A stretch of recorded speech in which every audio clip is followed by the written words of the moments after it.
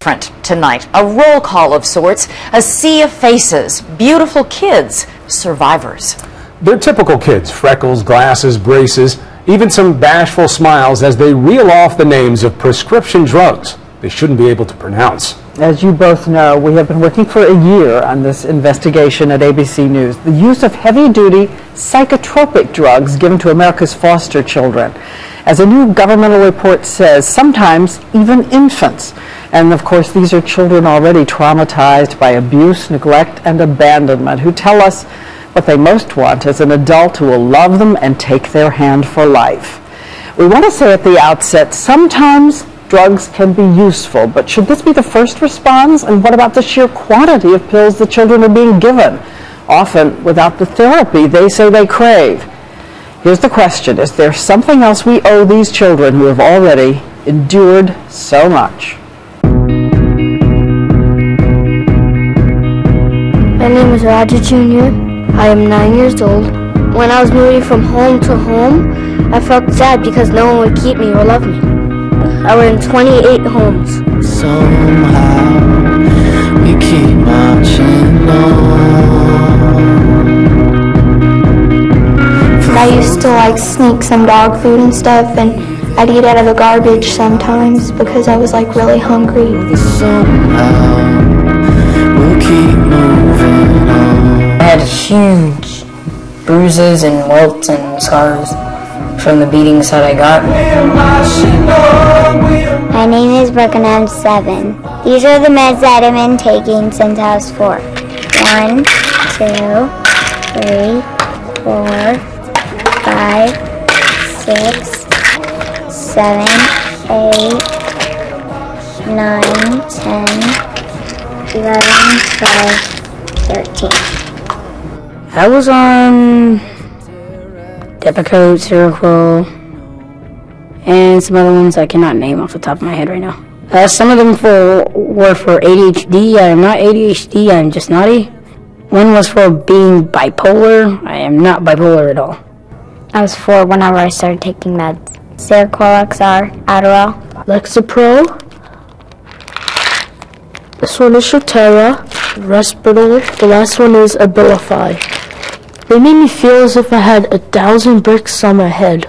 I was prescribed 7 or 8 different pills. I gained almost or over 100 pounds. Just mixing all the medications together, I was just a zombie. My name is Crystal, I'm 15. I have been in 26 placements. I feel like I have almost disappeared from everybody's point of view. I was put on 3 different medicines when I first went into foster care at age of 6. Ever since then, they've just been piling up more medicine. The reason why I was so like always mad and upset all the time was because I didn't really have anybody to talk to. I told my adoptive mom and dad that I want off these meds. They don't make me feel right. You feel like the meds are taking over your whole body. Now that I don't take these pills, I feel free. Since I'm not taking any more medication, I feel as if I am in control of myself and no one else is. I'm doing very well. I got the honor roll 3 times in a row. It is not right. You people that are over-medicating the children, you should stop it right now. What I really want people to know is that you can make it through the process as I have. Even though you're in foster care, you should never give up and always have hope.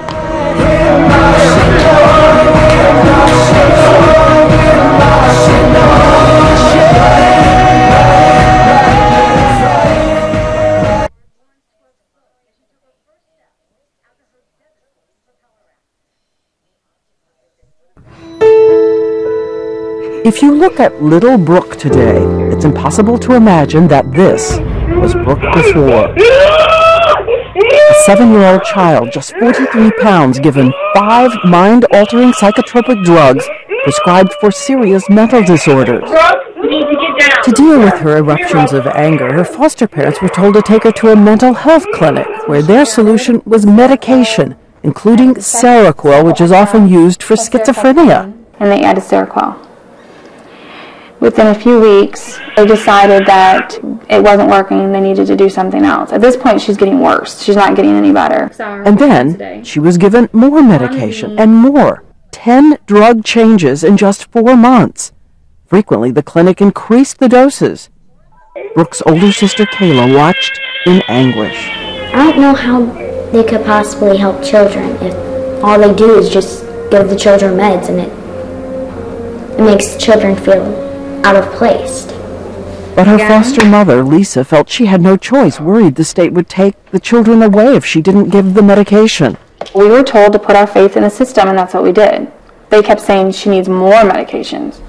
That's how sad it is. The meds make you think. Tantrums are good. It gets your anger out. But no, it doesn't. More sadness for 2 girls who had already been dealt a hand from hell, taken from a mother who had a long record of drug dealing and prostitution and uprooted again and again.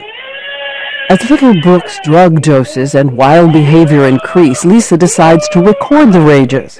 And this could have gone on year after year if Lisa hadn't decided to pay for a private outside doctor, psychiatrist Dr. Luis Quinones, who was stunned by the pills Brooke was taking. The first thing we got to think about is the medicine causing this.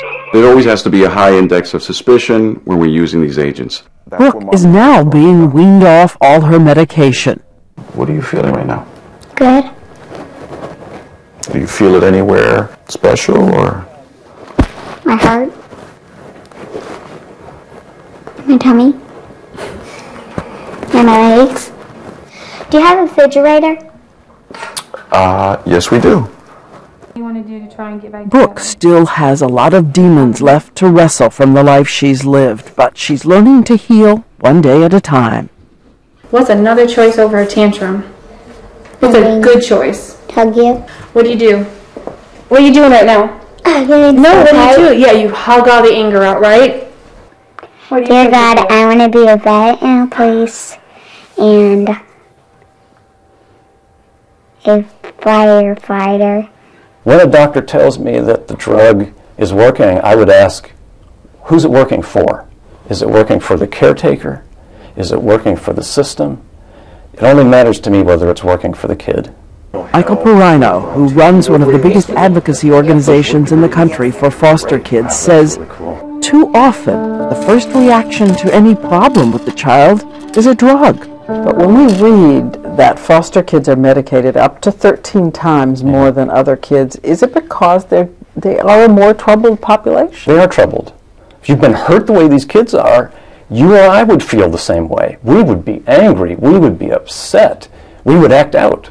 The answer isn't to always try to change their brain chemistry. And it's known that many of these drugs have serious side effects: tremors, irreversible tics, and weight gain leading to diabetes. Not to mention the stories the children tell us of feeling they're in a kind of chemical prison. Take a look at a little boy named Keontae. Those are his screams behind the bedroom door. Like so many other foster children, Keontae had already suffered. His mother's neglect. At 4, he was left alone to take care of his little sister. Pretty sure there's a few up here. And after that, he says, he was abused, beaten. In this area. When he arrived at the home of Scott and Carol Cook, they discovered he had been given 12 different drugs in foster care. Not only Seroquel since he was 6 years old, but the antidepressant Lexapro and Depakote for mood stabilization. He came straight from the hospital to us.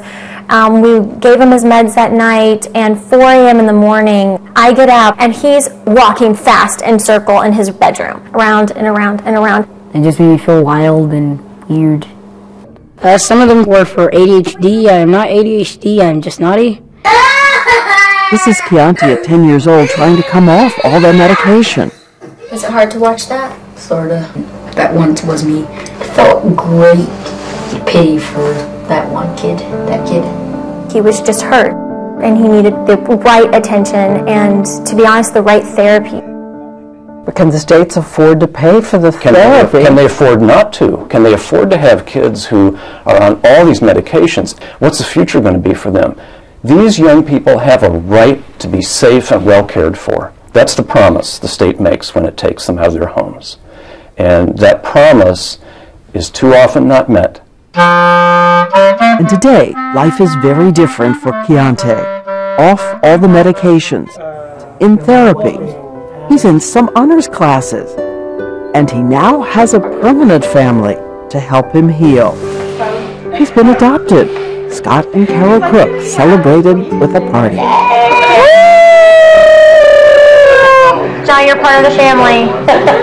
You're no getting out of this. I know. And remember little Brooke? She too has something to heal the broken places. Brooke and her sister Kayla have also been adopted. Here they are with Lisa, Dad, and all their new brothers.